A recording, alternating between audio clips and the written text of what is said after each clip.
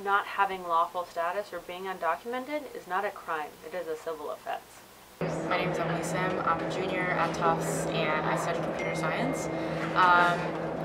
I grew up in South Korea until I was 8 years old, and then I immigrated to the US, and since then I've lived in like 8 different places in the United States.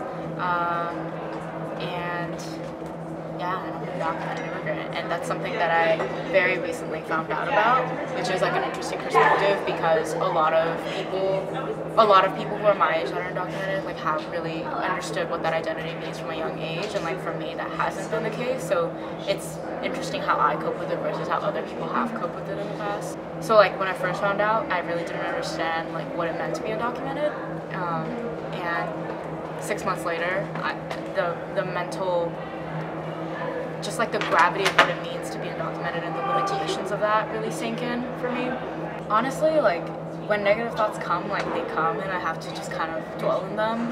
There are days that I like shut down because like this semester there was a day that I had a panic attack just because my friend said like where she was going to be working, which is like, first like, wow, like why am I such a shitty friend? It's like literally what I thought. I was like, oh my god, like I should be so happy for this person, but like I physically, like I had like a visceral reaction to it, and I was like, well, that sucks, and that says something about like how strongly I feel about me not being able to participate in this economy. We, on election day, you know, it was 7:30 and I was still in East Boston knocking on doors and trying to get people to go vote. And that right after the election, we started to get hundreds of calls. So we have been working around the clock pretty much in 100%, you know, like crisis mode for over a year now.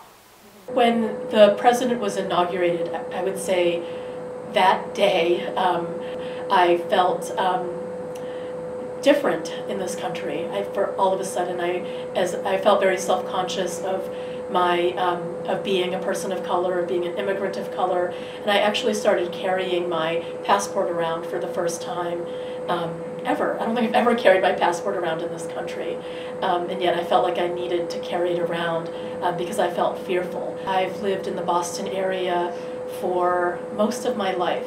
So I came to this country when I was 3 years old, and we did not come as immigrants, but as my parents were students, and so they were studying here, and the idea was that we would go back to the Philippines.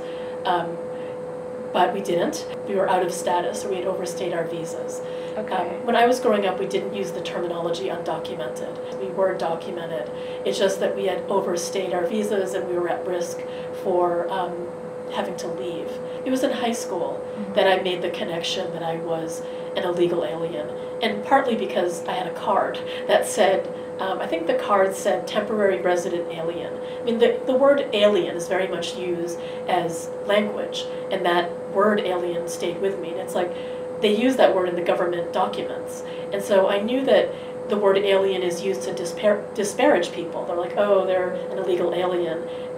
But I was just shocked to see it actually on government documents, that the terminology was like temporary resident alien or something like that.